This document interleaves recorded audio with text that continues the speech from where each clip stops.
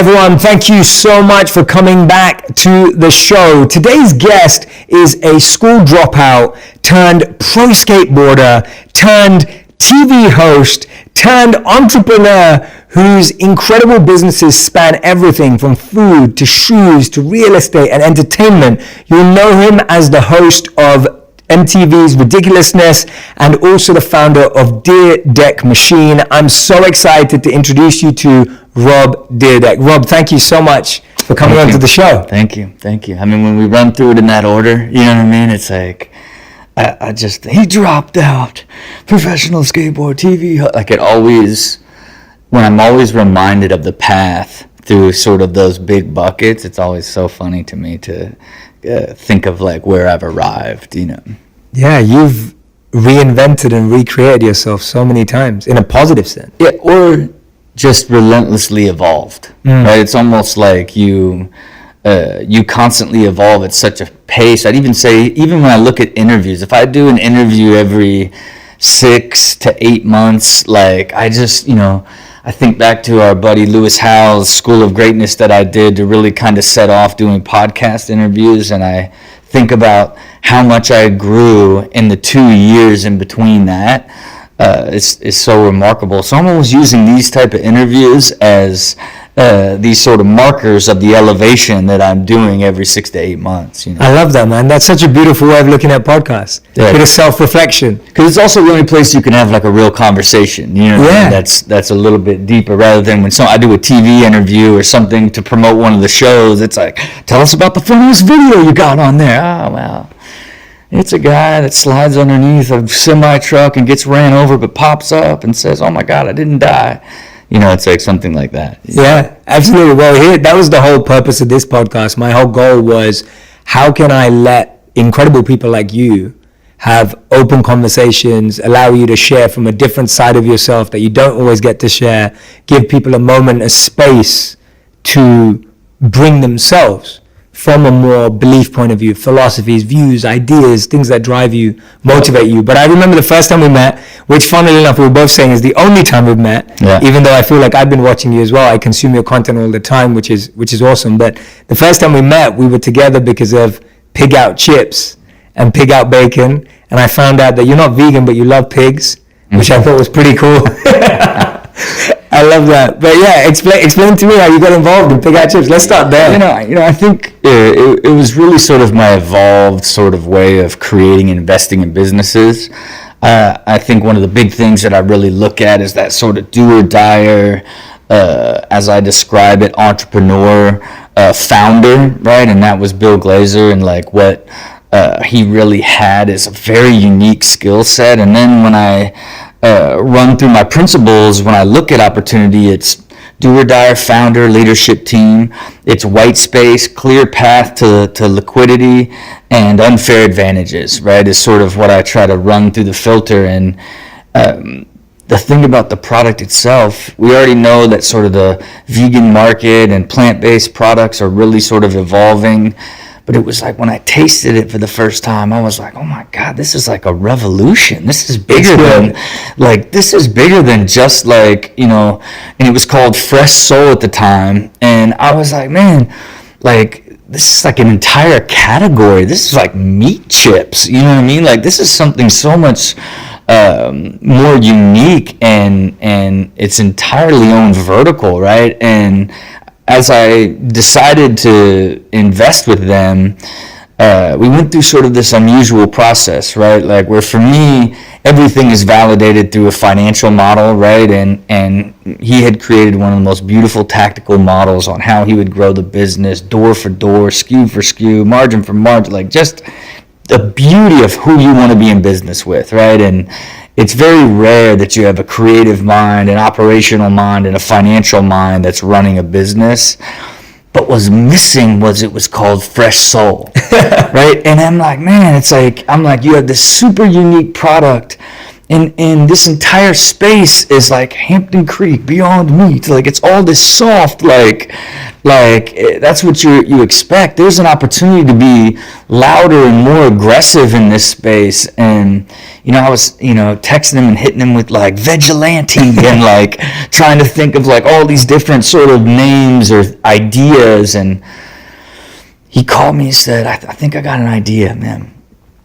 What do you think about Pig Out? And I was like, oh, whoa, that's aggressive. That's a little too aggressive, I think, And as I really started thinking about it, and then as he was like, like no pig and it's all bacon products, I'm like, oh God, it's sticky, man. It's sticky. And then, because what we were struggling with is like, are you like an honest co? Are you a craft? Like, do you have multiple verticals of products? Like, and the beauty of it is it landed on this sort of idea of Pig Out and then outstanding foods, because taste will always be at the top of the pyramid, right? And I think at that point, that creative process together and that sort of evolution of ideation to go along with how smart he was and how clear he understood the business and the authenticity of Chef Dave and the creation of the product, and both 25-year vegans. Despite not being a vegan, I was like, man, this is just an absolute home run, and I came on at a very significant level, right? Yeah, so that absolutely. we would really become true partners, almost co-founders, if you will, in this completely evolved version of the business.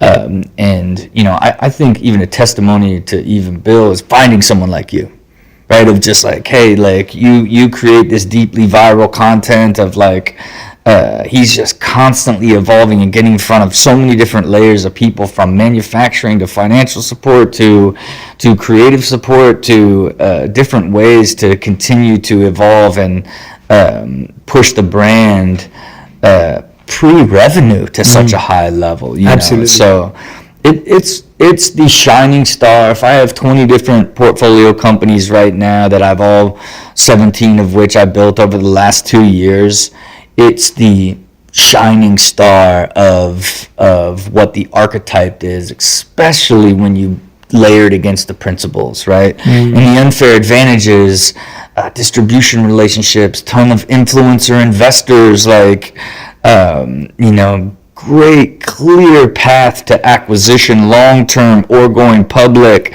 based off of sort of the growth of the market. It really not only meets my 4 core principles, but at the top of the pyramid, he is who I hope to be in business with in every single venture that I do going forward. That's beautiful, man. I love Bill. Bill, big shout out to you. We love you. Yeah. Okay. Bill, you've heard it before, but now you've got it on Jay's podcast. Yeah, exactly. And I love Pig Out chips too, man. It's a great product for sure. And I love the name. I didn't know that story. Yeah, I love that story. That's such a great story. And I think even like I texted him like the pig face and the out symbol, which led to like, man, we should make, when we were branding it, it was like, no, like we should like underline the out, put the line to the out, and we need to make our Tony the Tiger, like make like a streetwear sort of like cause like pig character, which even led to creating even the actual pig character. And one of the early things that I loved was this joke that Bill had of the pig character being like, finally bacon I can eat, right? And I just thought, that pigs love mushrooms, and I just love this. It's super edgy. It will be super controversial. And, we wrote on it, right? It says it on the package. A little pig has a little bubble. It says, finally bacon I can eat. And we took it so far that we posted a video of a pig eating it, and I posted it. This is great. And people just annihilated me. And I was like, man, like I fundamentally was so wrapped up in how funny and great the idea was. It was like, would you eat human tasting chips, right? Like it just And it was like a last second change where, it affected me enough where I didn't really tell him. We talked about it a little bit, but weeks went by, and then right as we were about to go into production, I just had a panic call. I said, look, we got to take it off the bag. Like it's going to be permanent now. It's going to be on every single shelf. It's one thing to delete a social media post, but if it's like finally bacon I can eat on a bag, it could be a lot more problematic than it is good for us, and changed it at the last second. And I know we weren't going business, but I thought I was going to share another insight for you. Do it. I love it, and I'm not against the business. I want to talk about business from you because I see the way you talk about business is philosophical. Yeah. Like the way you see business is philosophical. Because it's like an absolute deep life passion and life mastery. So you love it so much, and as someone that just engages with people's passions, regardless of whatever it is, I think it's contagious for anybody that's from that sort of mindset. Absolutely, man. And it is. It's like, even for me, it's the creation of it is what I love so much, and even to the point where I just no longer even invest in people's ideas. Like, if I can't help shape it, if I can't push you and then you hit me with pig out, it's like, wow. If I can't go through that crazy process, and then it's like, here's the bag color, like, well, here's the bag. It's like, what? Like, every time, the greatest thrill in the world is a conversation about an idea to where it's finally in market and sold to someone, right? And the entire process of that, right? And I don't like to operate businesses, right? I don't like to run them. I like to be in the creation side and build my system to make sure that I live in that stage. That's the birthing stage and the shaping. And then I create systems to ensure that it goes on and finds success, because it's only fun when it works, right? Because you're so excited in that early stage, and you get it to market, and you can't find the consumer. Nobody wants it. Like, now you're trying to mess with pricing strategy. Was our messaging wrong? Like that they call it the valley of death in business. And I like to refer to myself as a Sherpa through the valley of death. And it is such it's so fun till you get to market, and then now you have to fight for your life to become a real business, right? And it's also thrilling from afar. That's why I love to help create, finance, and then advise, because being in the trenches takes a lot of like heart, blood, sweat, and tears to actually make something come alive and really work. And so I love advising that to 20 different people. And then, if you can imagine, you have all this incredible experience that you can help share, and all these different unique things that can support each of them that you learn from other ones, and which allows you to be an even better Sherpa, if you will, in those more critical times of what it takes to find growth, And Rob dropped out of school at 16.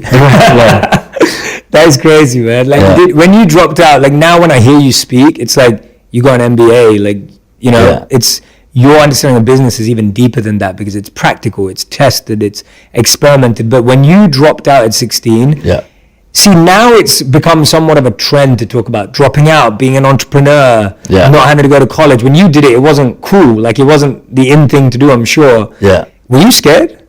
Were you excited? It was different circumstances, because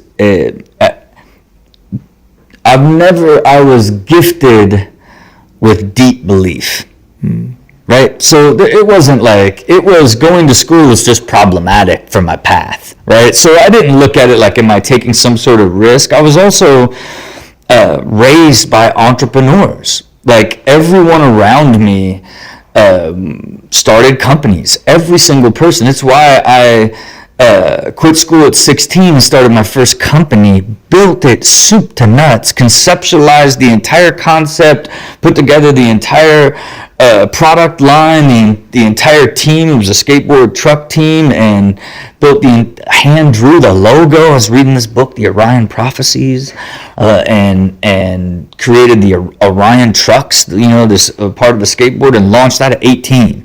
Right, so that was the beginning of the process. So I never looked at it as, am I taking a leap of faith and taking some big risk? I looked at it as, I grew up with entrepreneurs. Everyone around me started companies. I'm going to quit school and start a company. Didn't even occur to me any other way. And I also was offered to become a professional skateboarder at the time, despite the fact that you didn't make any money doing it. Right? It was still after 6 months, they guaranteed me $1,000 a month if I moved to California. And I was like, okay, I'm moving in, let's go. Right? To me, it was because I would get $200 check, a $300 check, $600, because I only get paid off board sales. Yeah. And and that year in December, before I moved to California, I sold one board and got a $2 check, right? So you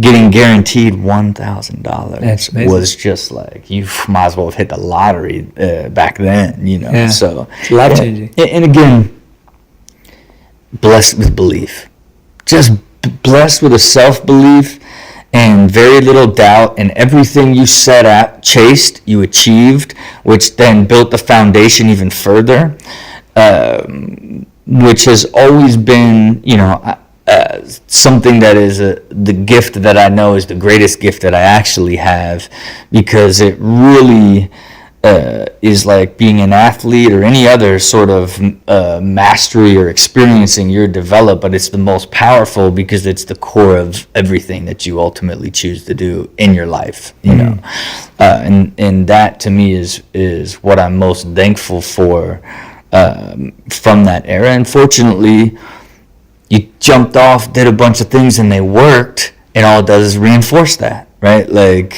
Very few times have I been faced with a deep failure that wasn't a deeply clear lesson that was a part of growth, right? There's no missing elements inside, and none devastating enough that made me question my abilities or whether or not I would eventually find the success that I sought inside.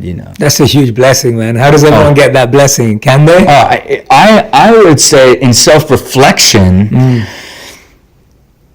it's a very unusual point of view to have introspect about growth, right? And how can I share and how can you learn from someone who has the hardest thing to actually evolve within yourself, that most people have to create it over time rather than refine it over time. Mm-hmm. And it kind of puts me in this place of where a lot of times when I do podcasts or conversations or interviews for events or whatnot, I always feel somewhat unrelatable, because of that sort of core nature is already a great advantage in chasing dreams in the first place, and I can't tell you through experience how to build it. I can just tell you what I've done with it to optimize it. Yeah. You know what I mean? Yeah, which is much different. Thank you for the honesty, man. Yeah, it's good to hear that honesty. Yeah. It's good to hear. It's a weird, I get it. I almost feel guilty at times. Yeah, I can see it. You're so happy. I'm like, look, man, I'm so lucky. Yeah. I get to now try to be this extraordinary version of myself, because I'm not trying to rebuild then build, right? Yeah. It's a I'm a little sheepish about it, but it's own it, man. Own it. It's awesome. I love it. In my teens, I felt I uncovered the ability to follow my intuition very closely. Yeah. So when I probably around the same time that you're speaking about, when I was 16, I felt like I really started listening to my inner voice, and now my inner voice is so loud that I don't know what else to follow. Yeah. And so all the decisions I've made, whether they've been big risks externally or big risks how other people see them, for me it's been easy because that voice has just been so loud. Yeah. And the other voice, which is trying to block me or stop me or fearful, I can barely hear it. Yeah. And it's only got louder and louder and louder. Yeah. And you're right, it's an unfair advantage. And look, and I would argue I walk that same side too, right? Where the intuition, consistency, right? Where you, your gut tells you a certain way, you're patient, then it happens. Is another massive cornerstone to this level that I've reached, because now you believe so much in your ability to manage what's happening inside the universe that you don't control, but having clarity on what you want the outcome to be, and then being patient as you're kicked around each thing that gets you there. Which is also another massive skill set that's hard to teach, that like you're saying, when you're gifted with it, is a great advantage on pursuing dreams, but also pursuing happiness, right? And being able to navigate through the unknown with just feeling is incredibly difficult as well. You know? But I like what you said. You grounded it in self-reflection, and self-observation is a great place to start. Yeah. Like that's a great place to start, just building that Yeah, dialogue. it's a part of it, right? Because Yeah. at the end of the day, you're just mastering yourself. Yes. You know, and you're just trying to master yourself, your world, everything that actually means the most to you, and what you need for energy, and what takes energy from you. It's just different for everybody, right? Yeah. And people that listen to podcasts or into personal development or growth, you're really just trying to take little nuggets that you can apply to mastering yourself and your own world, that ultimately leads to fulfillment, purpose, and happiness. Yeah, absolutely. Tell us about some of your core principles and cornerstones, and more importantly, how did you create those? Like, where did they evolve from? Yeah, and look, to me, it's being tuned in with energy, right? And it's very much more to do with feeling light, right? There's just that, when your existence is really based around, you get up every day and you're just like, a fire's lit based off of all you get to do, Yeah. right? And there's no aspect of your existence that pulls against you, but all of it, I would even argue, rather than pushes you, just lightens you, right? And I think for me, it was the discovery of that in my late 30s, and the pursuit of getting as light as possible, and really going deep into having a greater understanding of what are the things that are missing from really getting you to this deeper place of lightness, if you will, to where everything around you is energy. And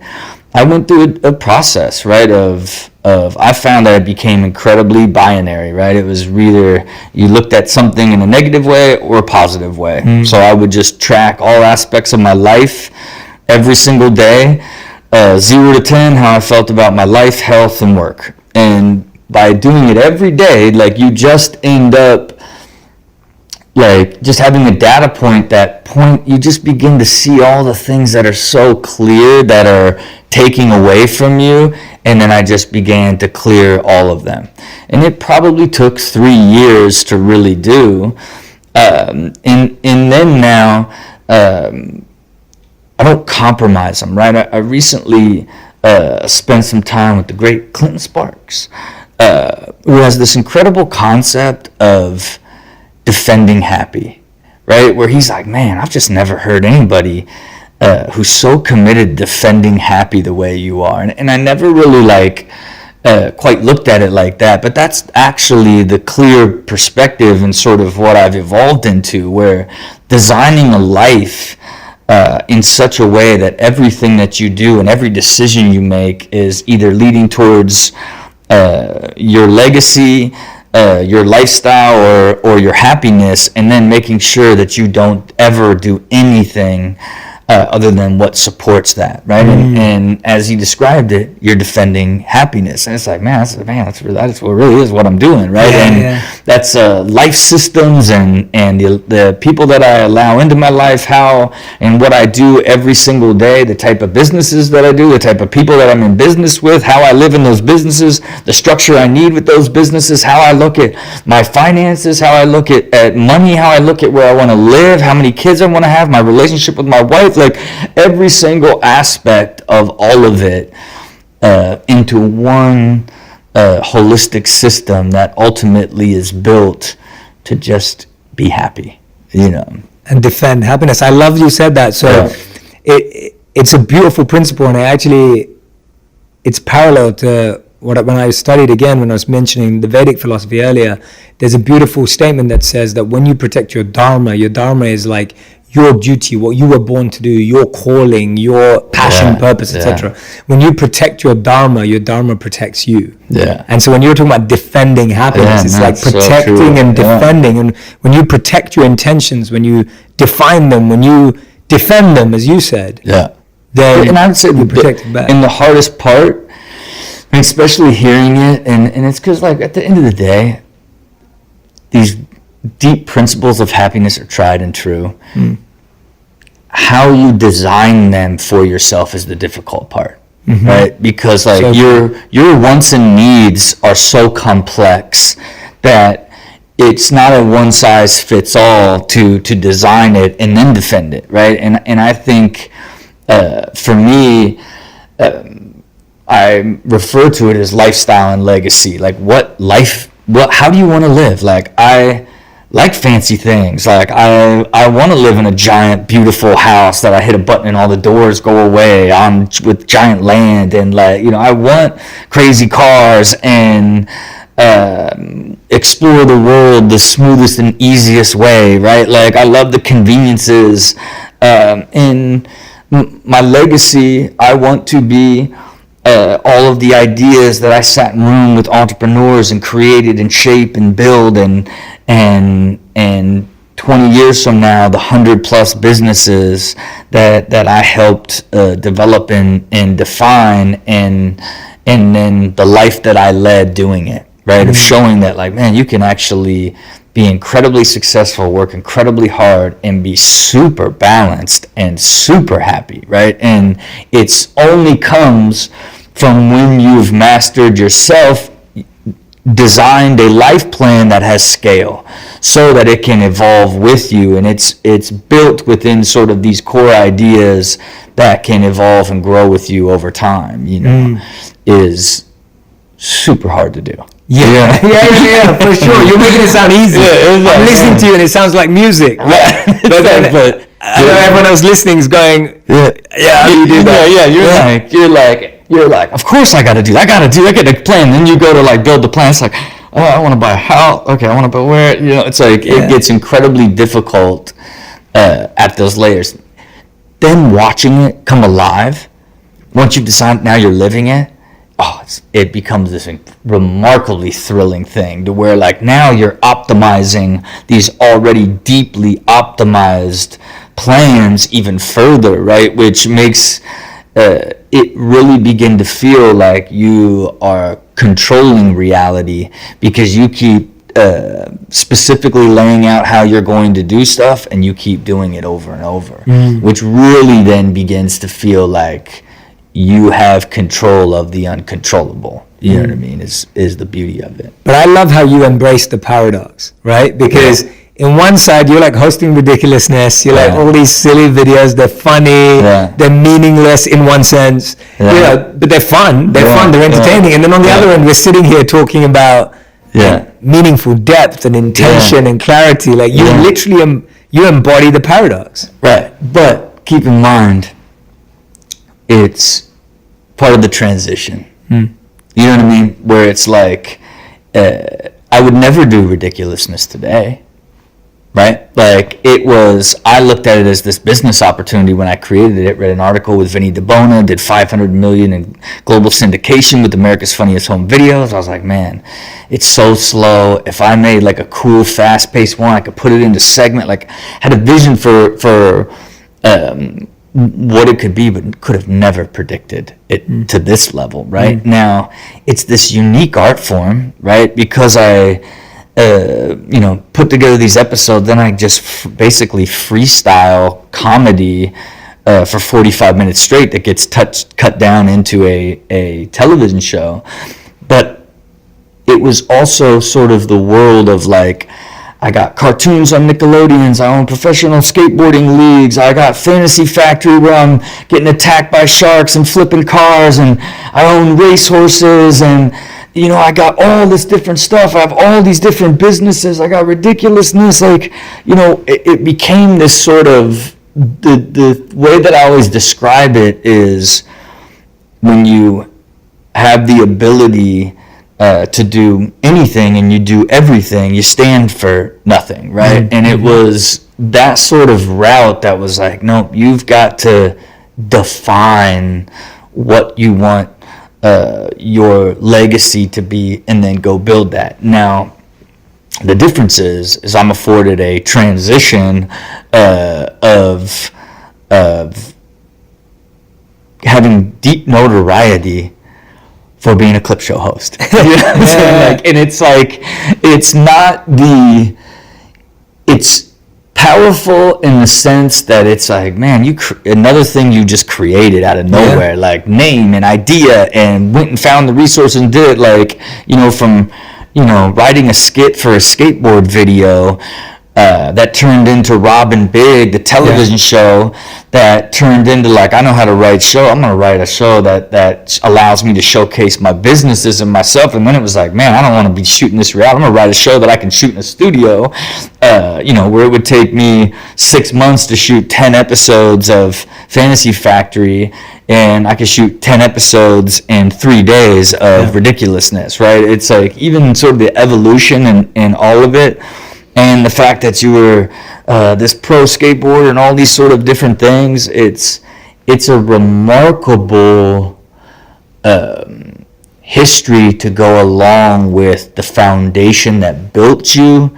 But the drive and the desire and the passion is to be known for something completely different, and you look back on it and say, hey, oh yeah, Andy I used to love his shows type of thing. You know what I mean? And right now we're in the transition. And I would almost argue the transition is probably about, 5-6 years long. Mm-hmm. And it started with sort of the evolved thinking that led to even doing Lewis's podcast, the first time I'd done any press in years, or had any conversations about it. And if I've only done podcasts basically over these last couple years, there's again those cornerstones of the transition that will eventually get there. But look, it's also a lot of fun to do. You know what I mean? It's still like always amazing, funny guests, from Kevin Hart to Mike Tyson to so many different interesting individuals, and then you just get on stage and you feel like you're like a rapper or something, while you're like controlling the flow and moving it. You know what I mean? Like it's a really remarkable thing to have learned to master. That ultimately was something you created that ends up being a massive business because you've built everything as a business that also supports even your evolved business mind, and will be another great business story as it's related to my production company that produces all the shows and the value that it's created for me. Absolutely. And it's fascinating hearing it from me, because I love how much emphasis you place on the transition and evolution. Because often we're either focused on the end or the beginning. But the transition and the evolution is like the in-between piece, which is often forgotten or we don't want to be in. Because it's harder. It's harder to be in the transition. It's easy to be in the transition. It's hard to have a conversation about the transition. Right. You know what I mean? Right. Like, where it's like, it's one of those things where you know what you're doing. Right? You know how much you're evolving and what you're actually creating and what it's going to be. It's as clear as day. But the public still sees you so much differently. Right? And really, why I really don't do anything but a long-form conversation with individuals that are interested in the depth and willing to engage and want to understand it more, because then it's laying the foundation of like articulating where it's headed the right way. Yeah. You know what I mean? Yeah. Because it's not, it's which avoids doing like traditional press. You know what I mean? And for me, that's really like, you know, as when probably 2 years from now, then I'll start turning the content towards all business creation content, and eventually like showcasing my true way of thinking in real time with every single one of these ideas and entrepreneurs that I'm creating with. So then it's like creates the gravity of other great entrepreneurs and minds that are like, I want to build a business with him, right? Because I look at it as art and science, right? I put my entire system for the world to see on how I build, because I'm still an architect, right? It's still me shaping and looking at the data and using my system to like who the target audience is and how can the product line scale and what's the real messaging and what does it stand for? Where's the real opportunity? It's all of that is the art side. And it will eventually be what the loudest version of my voice is once this side of it is done, but it'll still be done in that same sensibility that was a pro skateboarder that wrote a skit that led to a television show that led to 5 television shows and, you know, hundreds of episodes and, you know, 10 plus year run on MTV. You know, that same sensibility will now be much more evolved, and the principles and the sound will be more about living an extraordinary life, and all the things that I've created were with purpose that ultimately just level back to happiness, right?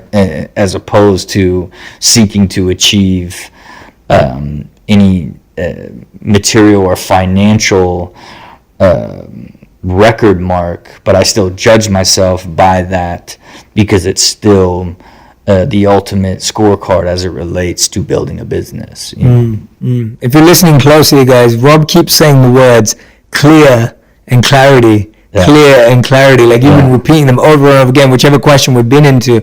You're obsessed with clarity. Yeah. But most people struggle with clarity because we live in an unclear world, an uncertain world. How are you so fixated on finding it, and how are you finding it? I think it's the most difficult thing to do. You know, I go back to another guest, You know what I mean? You go back to that design, but I put an anchor in the ground of like I'm not stopping till it all makes sense and it all connects. And the question, it was stop looking at everything separately, right? Stop looking at how you want your relationships to be, how you want business to be, how you want your free time. Stop looking at any of it separately, and what type of life do you want? Now start looking at all the things that are making that life problematic, and now start learning all the things that you need to learn in order to achieve that. And then over time, it refines into this.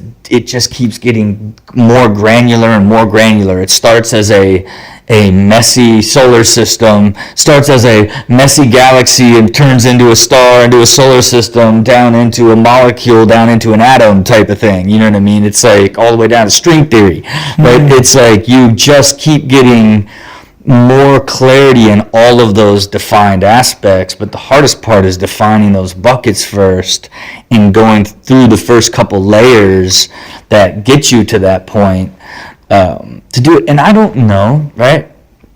It's how I think, right? So it's how my mind thinks of everything, of like big picture, break it down to here, and then as you're breaking it down, you break it down even further every step of the way, and you're learning more and evolving. The path never changes, but the strategies and how you actually get there continue to evolve. And I don't know if, again, that's even fully teachable, right? It's principle based, but there's the art of it is the ability to see into those layers as they're happening, pause, and rebuild when you see a new layer to add to it, right? And that is a creative, strategic, right brain, left brain sort of thing, right? And when I talk about it, some people connect with it. Some people are like, man, he's just talking gibberish, right? Because it's so hard to like fully understand what it is. And I reflect on like my wife's friend went and saw me like do an interview at this event, and she was like, I mean, I just don't think anybody understood what you were saying, right? And it was like, man, it's like, man, she's like, and like, feedback, you know, and it's because like it's an evolved way of thinking for an evolved person, right? So it's like even a couple steps removed from just like you're 23 years old and you're trying to like figure out like what it's going to take for you to find motivation. How am I going to find my passion? These big anchors that without, you're like literally you have no sail, no rudder, you're just in no man's land without those, right? And my way of thinking and talking just is never going to support helping somebody find motivation or passion, right? No. Like it's only for those that have that internal fire that will never stop like evolving and growing, and then ultimately these are the tactics that I've put in place to try to keep evolving that to an even higher level. The reason why I'm loving this conversation is because so many people today are fixated on, and for good reason, not in a bad way, fixated on demystifying everything. And as I'm like, we're always trying to break things down. We're always trying to come with 3 steps to this and 7 steps to this, and that's useful. Like anyone who's listening, I come up with content like that to help you find your passion and purpose. I get the need for it. But what I also loved about this is that you're remystifying it. Right? Like the whole world's going to demystify it, and Rob's going to remystify it. Because there is a beauty in mysticism. There is a beauty in exploration. There is a beauty in intellectual curiosity. And not having everything laid out in diagrams. Like as much as you love data, which you do, like you said right at the beginning, you said Bill put forward a business plan with clarity and broke it down. Like you love that. Loved it. But at the same time, you also like experiencing the process of figuring things out. And not having everything as tactical. And look, and I also look at my path. Also, this didn't happen to my late 30s. You know what I mean? You're talking about someone that had great success and done all these different things and still couldn't, even though you were always about growth and always tried unique things to kind of help evolve your mindset and always get better, and fundamentally I always made this commitment to myself that I'd always be better the each following year more than the previous year, right? It still wasn't till there was this deep commitment to mastering life, right? And it's the one thing that needn't be mystified, because it's really what you're hunting. And the incredible joy of it is, I think it's going to be in a place that then I get to live out the next half of my life in this like life mastery of just complete bliss, because it took me 5 to 10 years of fully committing to living the life that I want to actually go and do it, right? And I think it has a lot to do with my age too, of getting older and not just wanting success, but wanting clarity and seeking it on my own terms, right? Of not letting somebody say, hey, this is how you should look at life. Really, like, what type of life do you want? And wow, let's start building it, right? And I think anybody can do that at any time. It's just based off of circumstances, right? It's like I'd already reached a certain level of success that allowed me to do that, right? Without the pain and stress of financial burdens or some sort of complexities of the relationships and people in my life, someone being sick or something, there's all these different factors that could affect the ability to ever get there, that I was also fortunate enough to never ever come across, right? Yeah. Which I always equated it to when I was younger, to having an old soul and great guardian angels, right? And I'd just be like, man, I just am like something is looking over me that keeps allowing me to like not catch an L here, because I'm putting myself in some bad positions, you know, and I'm as I've evolved, I simplified it back then, and now I look at it as it's more like you actually just have this ability to manage the world and your universe and your intuition to guide you the way, like you said, in as you've gotten older, now you've learned to like use it. Rather than before, it just sort of helped you. Now you can use it as like a tool type thing. You know? Yeah, that unconscious ability becomes conscious. Right. And you're able to say, okay, before I could sense stuff, but now I'm going to actively put it into practice and action, right, so that I can guide myself and navigate. Not many people can relate to that. Yeah, right. You know what I'm saying? Yeah, it's like, unless it's very hard to try to get somebody to believe in their ability to manage their own intuition and control the uncontrollable if they've never experienced it. It's like, my mom certainly, like, oh God, I pray the Lord does that for me. You know what I mean? Like, it's like there's no chance, like, you know, that even idea of an evolved way or mastering life, it doesn't even, not even in her mind, way of thinking, no part of the system, no anything. She's still cut from the world of like, this is how you're supposed to live, and I'm gonna live it out, right? Like, and that I think this particular era that we're in, what I like to call the wellness squad era, where there's so many platforms and this deep evolved and especially in this younger millennial world, this evolved way of thinking of like, you can better yourself and evolve and create your own life on your terms, is a bigger movement. We're so close to it that it feels like we connected with so many people that are a part of it, but I think we'll look back 10, 15 years from now as like the beginning of this much deeper wave that's a part of evolving, like even just our entire species long term, you know what I mean? Yeah. Little bit far, but in that degree of how important this sort of zone is, of where it's now normal for everybody to talk about how they can improve themselves. Yeah. Where before it was like, what can I learn to get me a job, to pay for a life, that I can have fun on the weekends, right? Like is what we're breaking out of. You know? Yeah. The seeds are being planted right now. Yeah. Like you're saying, like this wave. It's interesting when you think about it, how we'll look back at this wave. Yeah. Because even in the wave, there's so many different movements. But the point you're making still stands, that this is, the seeds are being planted. Yeah, and I think all the different styles in the wave are just the beginning. Yeah. I think, 20, 30 years from now, like, it will just be a part of it, this, what you connect with and who you connect with and how they're growing and evolving, and you basically piggyback on growing and evolving with them. Is going to be a major sort of thing, man, and I think everybody that's doing it now,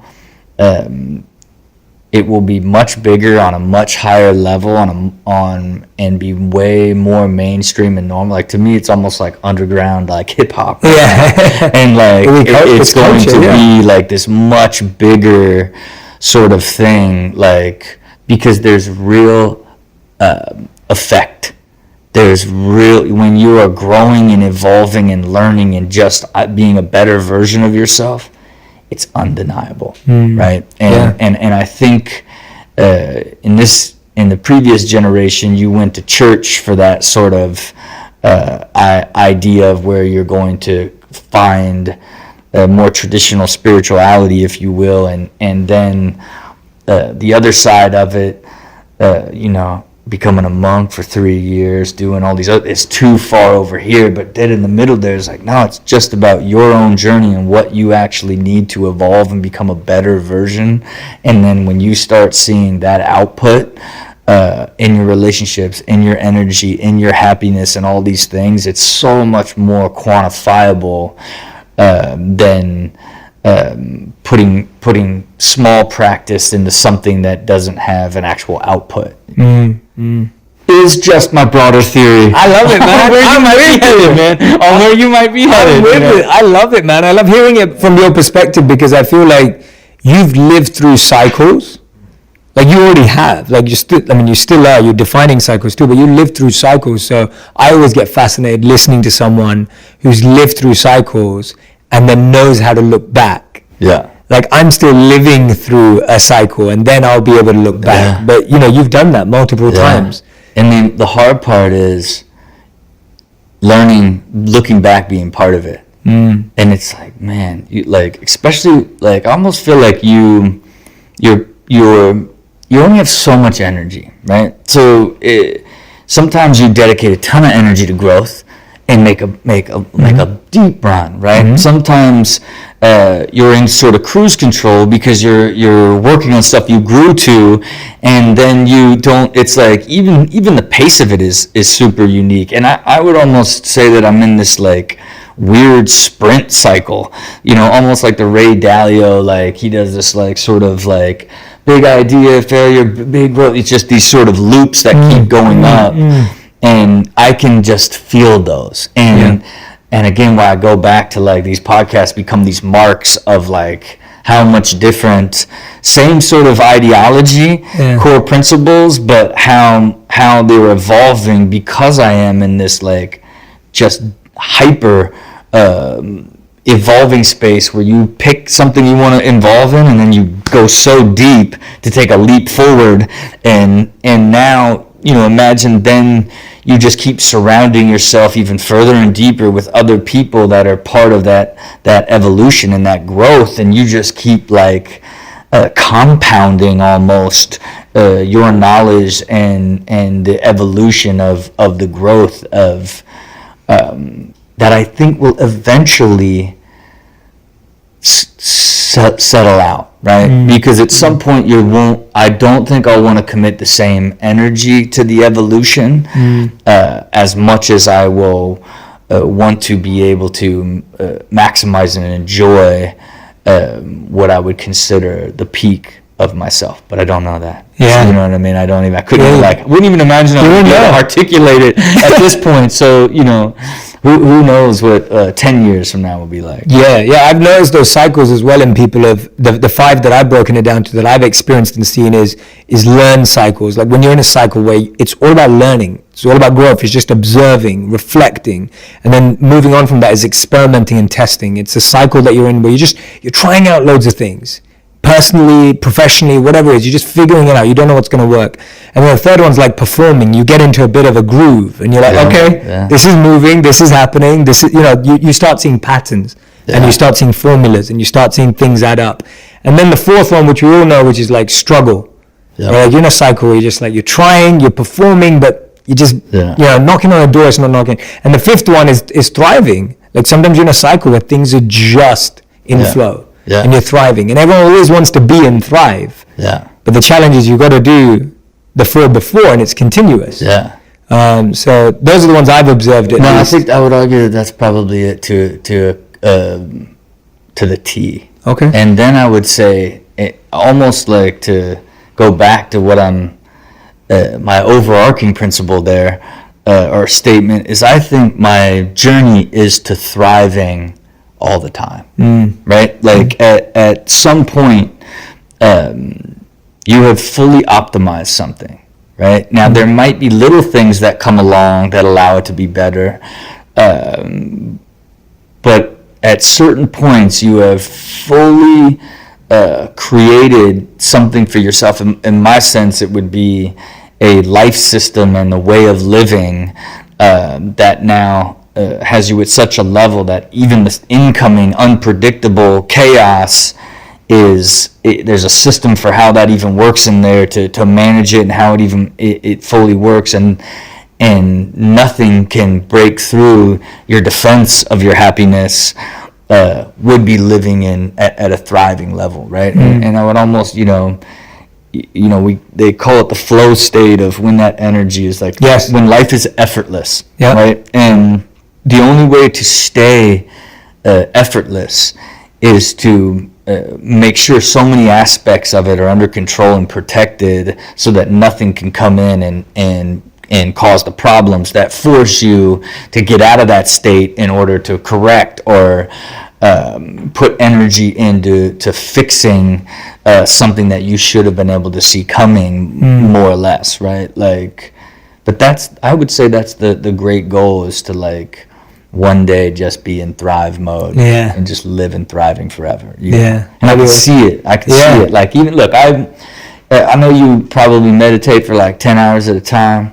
True. And I couldn't even like quiet my mind for a second, and even since I use like a dome that I get in and meditate in, I only listen to one meditation, right? And it's the manifestation meditation. It's a guided 20-minute thing, and I just think about every bit of life of what I want to happen, and visualizing it, playing it out, and it always leads to this incredible happy feeling in the house that I build, and my whole family there, and all together just having like a super simple moment, whether it's watching TV or having dinner. Like, it always leads to that sort of moment, and the feeling in it is the feeling of thriving at a high level, where there's very little worry, and you are as light as a feather, living in true earthly happiness. You know what I mean? Yeah. You mentioned the earthly happiness. Do you see a difference in realms? And Look, I can't call it other than I just think this is, when you look at how we've evolved and what we understand of the universe as a whole, we're these fleshy, sketchy objects that could, I could trip and hit my head, and that's it. This whole thing's like, you're gone, right? Like, and so to me, I just don't even think we have the ability to even wrap our heads around how this entire system is actually connected. And fundamentally, the closer we get to it, the further it gets away. Because it's not like all it is that much more insane. I find it, every single night I watch something to do with the universe before I go to bed, as I'm falling asleep, right? Just the scale and what the universe is so fascinating to me, right? And this idea that 100 years ago, 500 years ago, it was like, oh shoot, we're not the center of the universe, the sun is, right? Then 100 years ago, it's like, man, we're not in a galaxy, we're in one of billions of galaxies, and guess what? They're all like going away from each other. Like, that means, and we can look back and see that, oh my gosh, this whole thing started 14 billion years ago. Now we know how long and what this entire like we are never going to ever get to a place that can answer any fundamental question through science that will ever equate to our consciousness, right? We just won't. There's nothing's ever going to happen, and then we'll never, we can land on the Big Bang, but all we land on is, well, what happened before that, right? Like, you got nowhere to go. Like, that's our only question. Our question is, oh, is it real? Like, oh, we're not real. Then none of this is real. Like, there's no way you could possibly put any level of intellect and self-conversation and figure anything out.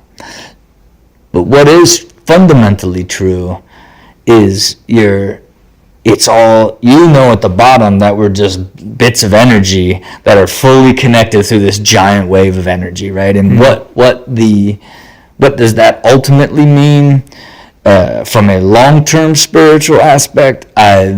It's hard to lock in necessarily on something for me personally, but I certainly connect with the idea that it's part of what allows you to use your intuition and deep clarity and all these different aspects to attract and have things that actually evolve in the real world that you get to experience and actually live. You know what I mean? I think beyond that, it's just I don't have an answer, or even don't have the time for the question that would ultimately benefit me, because I would keep hitting the same roadblock on the fundamentals. You know what I mean? No, it's great hearing your thoughts, man. I'm really glad when you talked about your meditation, your visualization. You talked about seeing your family. I wanted to talk to you a bit about your family. We were speaking about your son earlier. And I thought, what I admire about you is when I look at your life from the outside in, because I'm looking at it from the outside, it's beautiful that your family has been such a great focus for you, and is so meaningful to you. And you know, I read this. I picked this out from. I went into your wife's Instagram profile. I was looking at some of her long captions. She writes great captions. Your wife writes awesome captions. But in one of them, she wrote this. She said that you started talking about marriage and kids on your first date with your now wife. Right? I wanted to ask you, how did that strategy pan out, and do you recommend it? Look, I knew I was going to marry her from the instant, right? And I felt my whole life I would know instantly as well. That's how much a deep believer in true love that I just never wavered on, right? And there were times where I thought am I being unrealistic? But I steadfast to it, and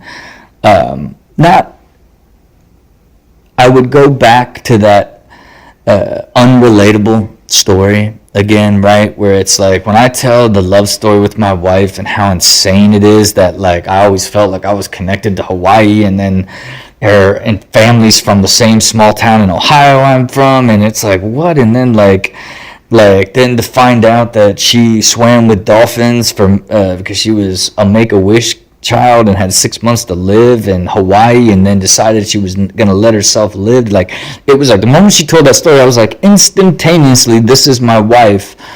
And then the actual path to marriage, to children, and the actual relationship that we have, I couldn't even fathom that a relationship like this was possible, that it ultimately is the cornerstone of what shifted my mind from looking at all these different things and no, what does forever look like? This is now us and our universe forever.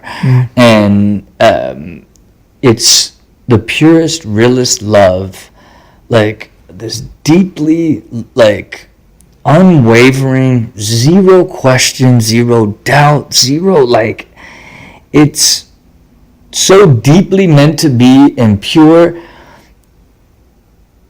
it feels unrealistic to sharing it with people.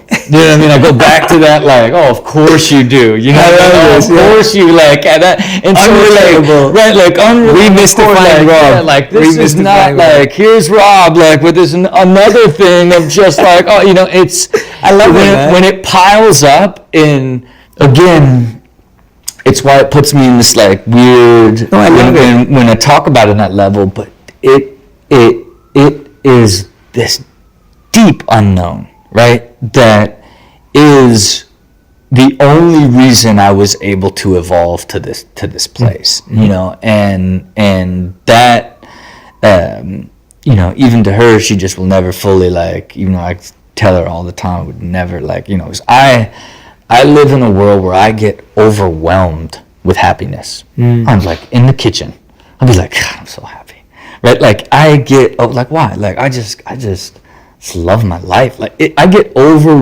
deeply overwhelmed with it.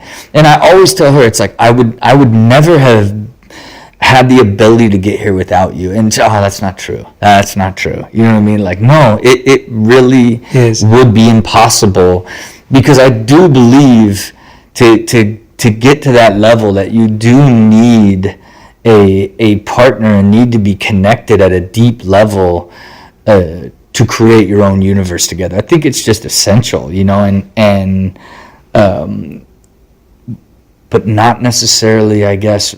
I think in experience of so many people I know, I don't hear very many people talk the way that I talk about their wife that they've been together for years and have children with. You know what I mean? So, and look, and the beauty of it is, I'm thankful. You know what I mean? And like what an incredible thing. But then, best believe our children feel that energy in the realest way, right?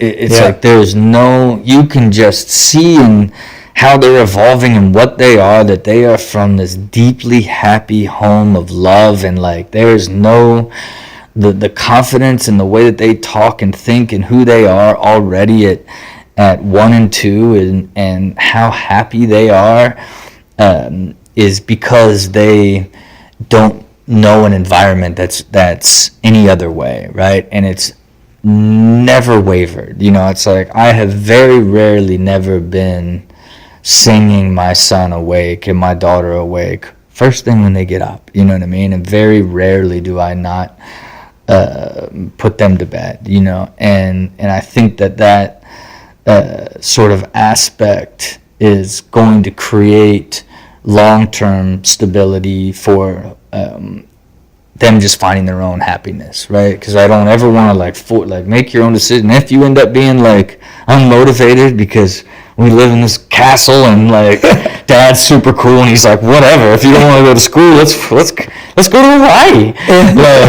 I don't have any preconceived thoughts on how they'll evolve. It's really funny to see my 1-year-old daughter, how she has this raspy laugh and just laughs nonstop at everything, and how happy she is, how cool my 2-year-old is, who was born cool, who just never wanted to be held, who even this morning, no kisses, Dad, I'm gonna kiss you, and how you're seeing them already shaping into who they're and who they're going to be. And I want to be responsible for it, but I just know I'm not.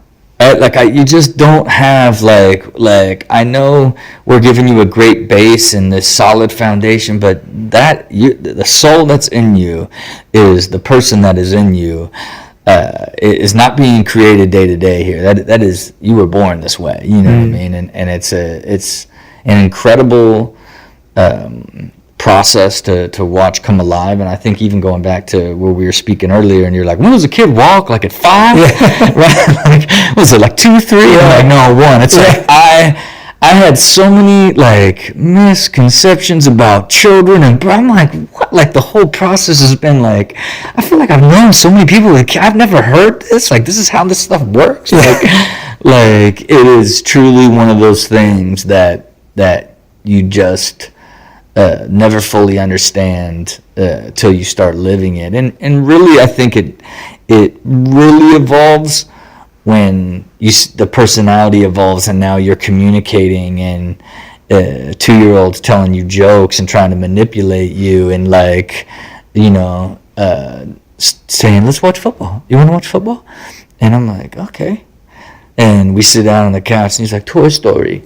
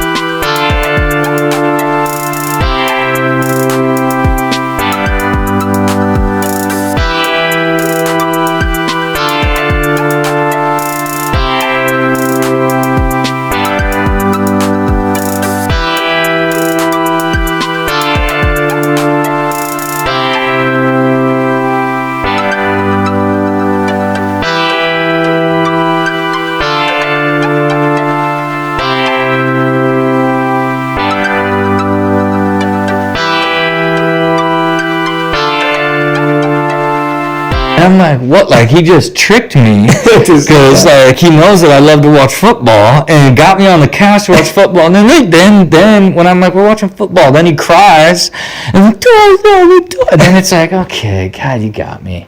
You know what I mean? It's like, watching Toy Story. we're watching Toy Story, right? Like, but I'm just so impressed that how can you be this young and trick me like that? Yeah. You know what I mean? Like, it's.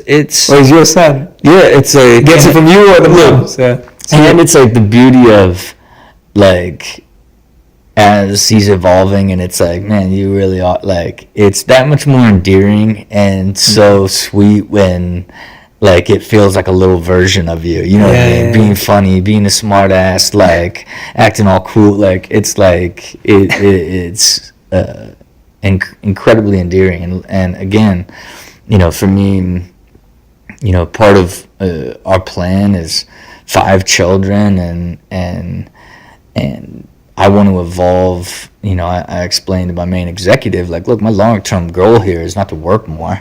Like, it's why I'm very careful with how we set up all of these businesses and how what my responsibilities are at all stages. And long-term, I want to have the ability to peel that back, and including working a lot more from home long-term, in order to be around my children as they get older, as I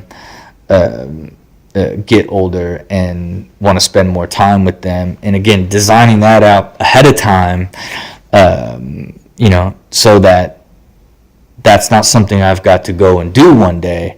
It's part of, like, what the current pathway is now, and everybody's expectations are managed against that, including my own decision making, so that I don't ever end up committing to something that might disrupt that or ever take away from me. Because the beauty of the setup now is, since I don't operate anything, I go through the thrill of creation and advise. I could literally not talk to anyone ever again, and however it plays out, it plays out. Like, it's not. I'm not an essential moving piece in any of them. That's smart. Which gives me, then again, that ultimate freedom, right? And then even how I treat and how I run money and look at money based off of the life that I want to live is then built into this entire system. So then I don't even ever have to even think about that again. Like, all of it is built around you making the decisions at all times on where you want to put your energy and why you want to put it there, never being dragged into something or being forced to do something, which to me is ultimately what you work so hard for, and adds to success, happiness, and the balance of what I think leads to an extraordinary life. You know? That's beautiful, man. Yeah. It's so good hearing that. Yeah. I can definitely say that my wife and I were pretty much the same. Where we decided, we practically went from date 1 to saying I like you to saying I love you on date 2, and we knew we were going to get married. Yeah. It was an incredible connection that we felt immediately, and we were just certain, we were sure that we were going to get married. It was just going to happen, and we've been together for like just over 5 years now, total, married for 2 years. We haven't got kids yet, so excited about that as well. And when do you what's your is that like 5 years from now? Like, what's your for kids? Yeah. No, in the next couple of years. Yeah, sooner rather than later. Yeah. Sooner rather than later, I bet. That's a wild ride. Yeah, I'm excited for it. I can come. But there's nothing quite as beautiful as being deeply in love with someone, and what's the ultimate thing that you can do is create a life together. That's like, God, it's like, this is both of us. Yeah. And it's remarkable, you know, and when they don't want to talk to either of you, it's like, this is so cute. It's just like you. This is how you are. It's that, like, it's a beautiful thing. No, we're excited. We'll have to come take classes from you. And Get a night nurse. Yeah, no, I love that, man. That's awesome, bro. It's been incredible talking to you. I end every interview with my final 5 questions, 5 rapid fires. Final 5 minutes. So these are yours, Rob. My first question for you is, you said that you have an unquenchable desire to live life to the fullest. Yeah. How is that happening today?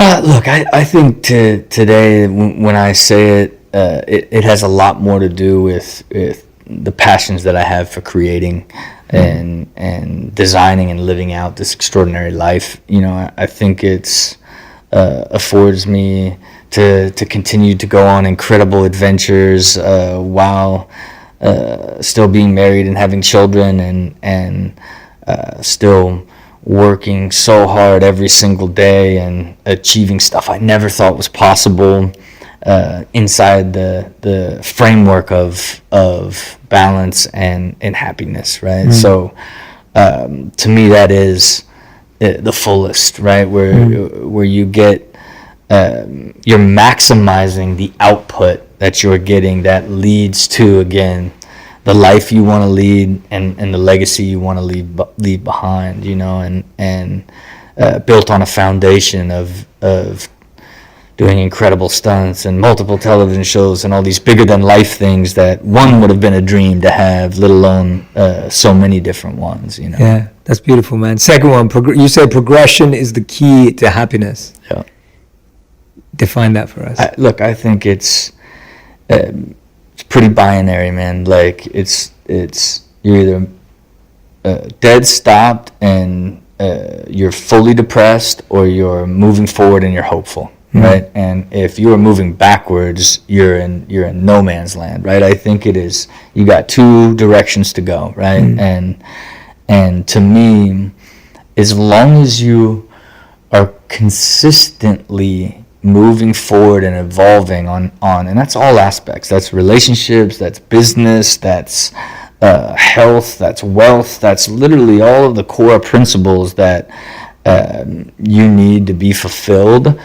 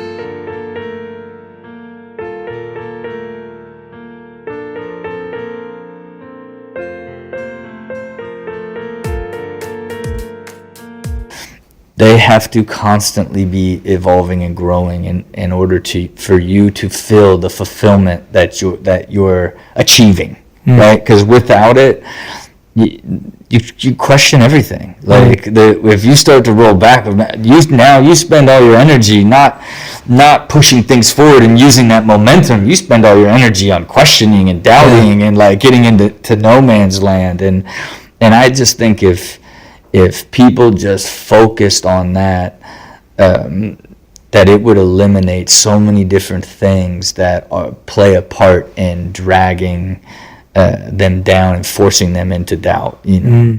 Absolutely, great answer, man. Number 3, what do you do when life doesn't go your way or not as you planned? You know, I think it's like a pizza bender. You know what I mean? Maybe I'll go get Chick-fil-A, man. Like, I'll binge eat some sweet tarts. But I think it's inevitable that you get hammered by stuff. It's why it's so important for me to build a world that's built to withstand it. And I think for me at this point, it's the deep faith of you got to weather it, right? It's that deep faith of like, and knowing that like this is a moment in time, and one of the beauties of having so many different things going on that give you energy, even one big one that rips you apart, you can get pulled out of it real quick by having other ones that are moving at another speed. I think that's another piece of my system that really avoids ever getting torn down there. But ultimately it is, it's cliche, but it's a moment in time, and as long as you one foot in front of the other is going to get you out of it and past it and wherever you're headed, you know. Nice, man. You told us, fourth one away. You told us what you do just before you go to bed. What do you do when you wake up? First thing you do. I mean, I went to this, the great Dr. George Pratt, who's hypnotized me for success when I was 25 years old. He wrote a book called Hyper Success, but he taught me this breathing technique, right? That's just crossing your legs and arm and rolling up like this and doing this breathing stuff. But for some reason, I just roll into it. Alarm goes off at 5 in the morning. I roll into it and then just immediately give thanks. Nice. Right? And it always, and it's not practice, it's pure. It's like your wife, your children, the healthy children, the life. Like this morning I just said, you know, just had some extraordinary, uncontrollable, unexplainable explosions of success that I could have never like even imagined over the last week. And I just said, I'm like, through all the healthy family, a beautiful wife and family and their health, and just this position that I've put myself in for these incredible things to happen, right? And it